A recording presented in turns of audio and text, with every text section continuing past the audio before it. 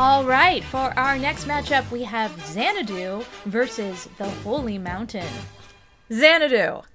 An artist who does huge recreations of album covers finds himself in need of inspiration when he has a roller skating collision with Kira, a real live muse played by the charming Olivia Newton-John. He also meets former big band musician played by the Gene Kelly, who wants to return to his artistic roots. Kira wants to fulfill her muse duties, but runs into some trouble when she falls in love along the way. The Holy Mountain. Guys, if you've not fucking seen The Holy Mountain, what are you even doing with yourself? Holy Mountain. There's a guy lying in the desert and he's rescued by a little person who has no hands. And then they go to a city where the guy becomes a model for crucifixes. And then there's this festival of frogs that explode. So the guy climbs a tower, then he shits in a bowl, and that shit turns into gold. So he goes on a journey to discover immortality, and then it turns out he was in a movie all along. So it's Blazing Saddles, but not entertaining. Am I wrong? Have I misstated the plot of The Holy Mountain? No, you. It's Blazing Saddles, yes. But not fun. But not fun. Oh boy, not fun at all. I mean, I gotta say, this is... Talk about Xanadu, because there is no fucking contest. There's no contest. We're, like, if you need to skip ahead because you don't want to hear this. But yeah. There... Yeah. Well, Xanadu certainly is... It's crazy. Crazy. And not just because it's a musical. No. Can I just... Yeah, go ahead. I love Gene Kelly. I love Gene Kelly, too. I love Olivia Newton-John. Whenever you're away from me, wherever you go, you're never far away from me. I want you to know. But love her. Love the most is what may be the worst performance by an actor who has ever been in a movie ever. And if you're watching this, I'm really sorry. My guess is there's like good stuff on the cutting room floor. But that is unbearable to watch what that man is doing. And it's not like he's helped by like this crackerjack script. There's nothing there for him to do. It's bad and terrible. Also, but it's fucking insane. It's insane that Gene Kelly, this band leader's like, you know what I'm going to do? I'm going to take my entire retirement and I'm going to sink it into a fucking roller skating rink that's in the middle of nowhere and no one's going to come. It's crazy. I'm just going to say, because I know that I have friends who love this movie and I kind of love this movie. Like, not across the board, but I have a love for it in my heart. It is really committed. It's everything about it is very committed, even that performance. I got it. You know what I mean? There's things that don't make sense, things that they don't really ever explain. It's certainly like within a magical version of our universe. So, and that's, apparent from the beginning when right, the muses peel off the wall. Yeah, that she's a muse. She's one of the Greek muses. Oh, you did? Yeah, okay. It takes place sort of forwards and backwards in time.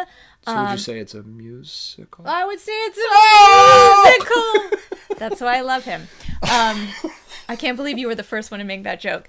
Yeah, and then the end is this crazy musical medley where, that's in 5 different genres, and she's like different people, and is she a human? Is she still a muse? Does she get to be with the guy? We'll never know. Of course she does. But so I was a kid when this came out, and I also was of the age where roller skating rinks were a thing. Like when I was a kid, we would go to roller skating rinks. That was like a social thing you'd do, and you just skate around. I'm a bit older than you are, so you'd skate around in circles, and you'd meet your friends, you'd hang out. It'd be like going to a high school dance, except it was a roller thing, and you went around in circles, and it was fun. It was like genuinely like enjoyable. And this movie is clearly tapping into that as part of what was happening. Like that product there was of a its lot time. Product Again, of its time. Yes. However, it is the Holy Mountain. The Holy Mountain. There is no way to describe this.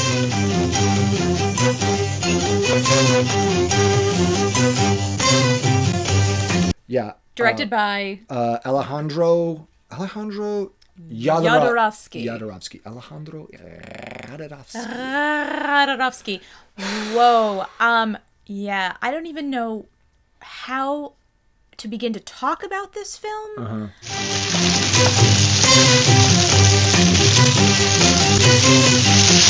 I'm sure there was a lot of intention and a lot of story that inspired this. The thing that makes me like furious about movies like this is the like, one, I'm glad this movie exists. I'm glad that there's people out there who are able to get crazy movies made, but it always freaks me out that they were able to find financing, because this movie was made when cameras were as big as a car and as loud as a lawnmower, and it was really hard to make a movie. You couldn't just hold up your iPhone and like go shoot something in 4K. Yeah. It was hard work, and there's so many people that had to show up on set to build the sets and then get 1,000 fucking frogs to climb over each other. And lizards and camels and But they're tigers. wearing costumes also. I know. It's crazy. And then they fucking blow them up. It's insane what's going on. That's just like one sequence in the movie. We're not even talking about like the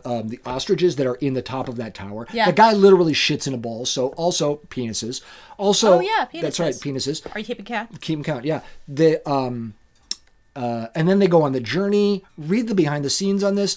Jodorowsky is like a visionary guy, and I love the artistry of like what he's trying to do. But to me, it takes place too much in the real world, and it has a naturalistic feel the way Buñuel's films feel like they're in their own world. This is like insanity happening in our world, which is probably what he's talking about. I There's a don't lot know. of that. I don't know. When he goes up to the tower or what I mean, I know, but like when he's on and then- ground in the city, though, that when he's stuff around is in like the city, but then suddenly we're in this totally other world where, you know, there's some kind of shaman or whatever the guy that Jodorowsky plays is. he's the alchemist. Is what The he's called. alchemist, that's correct. That's Because his he title. turns shit into gold. Yes. But then suddenly there's all of these different representatives from different planets, and we go into their stories. And I know. I I mean, forgot about it's that. nuts. Yeah, we're probably going to talk more about this later because It's so crazy. it's so crazy. Hands So, down, there's like Holy yeah, Mountain. Holy Mountain. Holy No Mountain. questions.